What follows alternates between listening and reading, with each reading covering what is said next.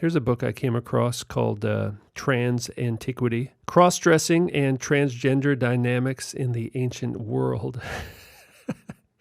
So actually, this is written by experts on the ancient world, PhDs and whatnot. So chapter 1 is titled Between the Human and the Divine, Cross-Dressing and Transgender Dynamics in the Greco-Roman World. So we're going back, a couple thousand years here. All right, so here's one passage. On Cyprus, both males and females cross-dressed during particular rites for an androgynous divinity, assimilated with Aphrodite. According to Plutarch's Life of Theseus, a rite existed in which men even simulated birth pangs, referring to ritual cross-dressing, as shown by Miller, who distinguishes, maybe a bit too strictly, between religious rites, in which transvesticism is mandatory, licensed, or tolerated. In Rome, cross-dressing is practiced in the Saturnalia, and of course, Saturn, another one of their gods. The priests have turned into women. This gender reassignment is allowed, achieved, and guaranteed through the intervention of the goddess herself. And this is the difference between the normal male eunuch and the female eunuch priest. This form of self-representation is not only literary, since an inscription from Cyzicus represents a priest in female dress celebrating rites in honor of the great mother of the gods. A eunuch priest did not receive an inheritance because legally he could not be considered either a man or a woman. These are 2 points at stake here. The role of the divine sphere as author and guarantor of the gender change, and at the same time, the necessity that this change be recognized and accepted by the public. Now, this is interesting, okay?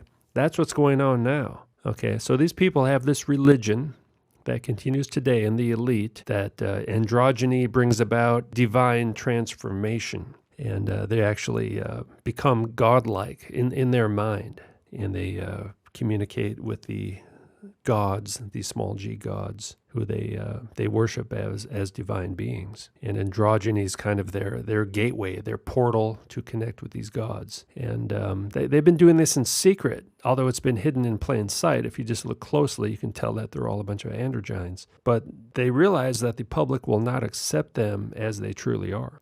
For example, all the first ladies of the United States, they've all been men, okay, pretending to be women. Now, the public will not accept that. It would freak people out. So it says here, at the same time, the necessity that this change, this divine change of gender, of sex, into the divine androgyne, it needs to be recognized and accepted by the public. See, that they've never really had that. Maybe to a certain degree, a small percentage of the public. And nowadays, what we see is this major propaganda. Look at any form of mass media, anywhere, at any time, and you're going to see the transgender agenda. Sometimes it's subtle, sometimes it's overt, sometimes it's covert. But mass media was basically created, as well as, things like the United Nations was created to bring about this public acceptance of androgyny. And in fact, it's going to be forced on us, and it is being forced, and it's being forced on children.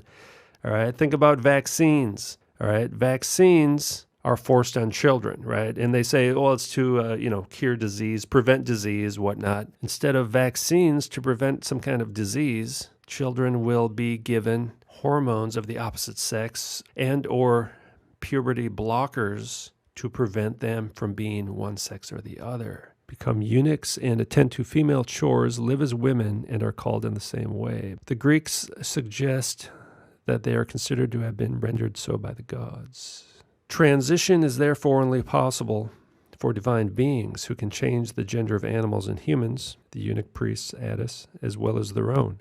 In most cases, the gods are androgynous in the sense of a choice of one sex or the other, and not the simultaneous possession of both. Dionysus, as a god, can cross this boundary. So you do see these gods in ancient literature changing their sex on and off. Sometimes they appear as a man, sometimes as a woman, sometimes as both or a mixture. Once Pentheus is in women's clothes, he is convinced he has acquired supernatural powers. This is again connected to the divine properties associated with crossing the gender boundaries. Okay, superpowers, all right? Androgyny gives people superpowers. That's what they believe, and that's what they practiced. Dionysus is a god particularly linked to a wealth of similar episodes. In a fragment from the Edonians, Lycurgus addresses him as man-woman. Mythology testifies to many examples, starting from Zeus developing a male uterus in the thigh for Dionysus after Semele's death. Jupiter transitions into a female to assume the figure of Diana in order to seduce the nymph Callisto. Now, Diana is Wonder Woman, Diana Prince, Inanna, Ishtar, Isis, Aphrodite. And keep in mind that Freemasonry and alchemy and Kabbalah basically believe these same things as well. Some gender reassignment cases can be found in Ovid's Metamorphoses, and they all appear to have been carried out by divine figures. Sanius asks Neptune to let her become a man, and this wish is granted. After the transition, however, his enemies make fun of him, since they do not understand the power of the god. In addition, Iphis transitions from female to male after many prayers, thanks to direct intervention by Isis. Antonius presents us with transgender myths, which all show divine intervention in allowing transition. Tiresias's transition was brought about by Athena. Gender reassignment is possible, therefore, only through divine intervention, which by definition transcends the rules of the natural. Okay, now this section here, the king is not naked, but he wears women's clothes. Hellenistic kings and Roman emperors appear on different occasions to have performed transgender acts. All right, Greek kings and Roman emperors.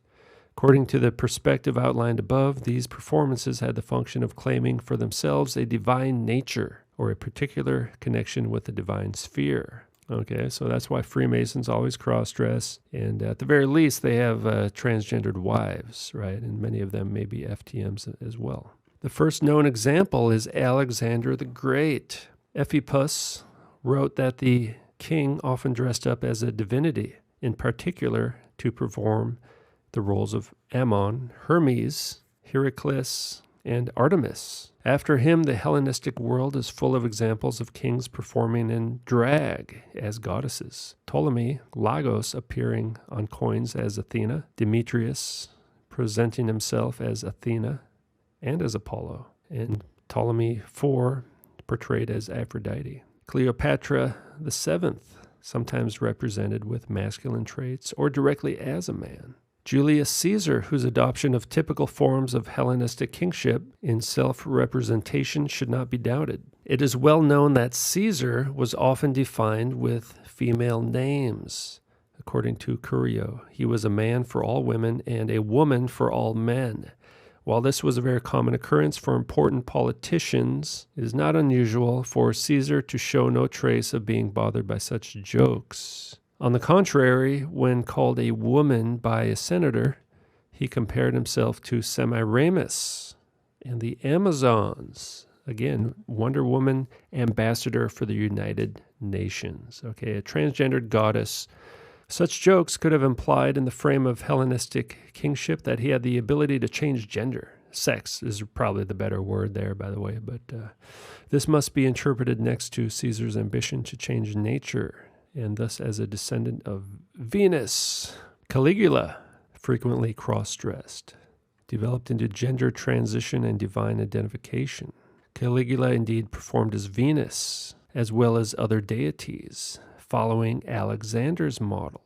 Caligula thought he should be considered above the rest of mankind, but also that in this way he was impersonating many gods and goddesses, such as Jupiter, Neptune, Hercules, Bacchus, Apollo, Juno, Minerva, and Venus. The emperor, aware of Alexander's precedent, was thus claiming a divine nature, not only by dressing up as different gods and goddesses, but also through his transgender performance. A public ready to recognize his legitimacy in doing this would have to recognize his divinity.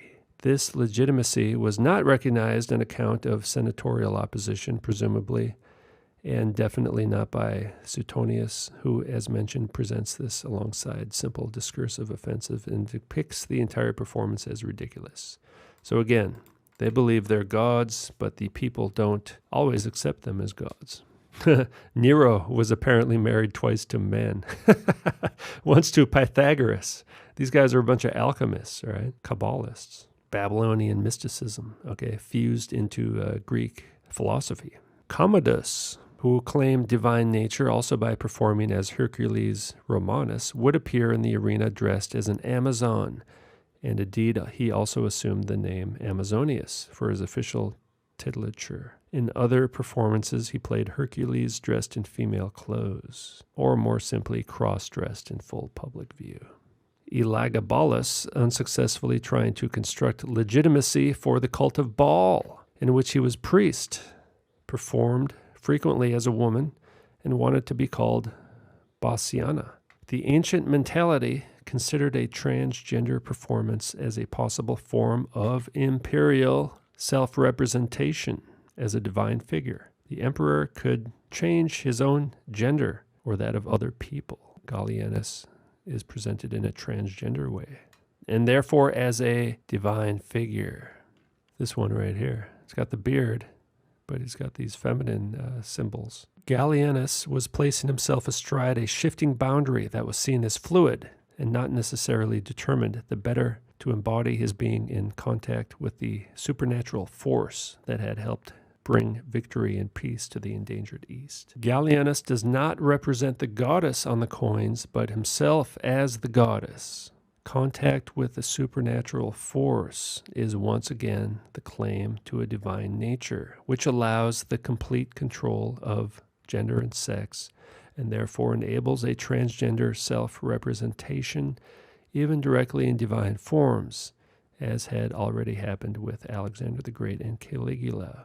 In the end, gender transition was possible in the classical world and was possible in the sphere of performance.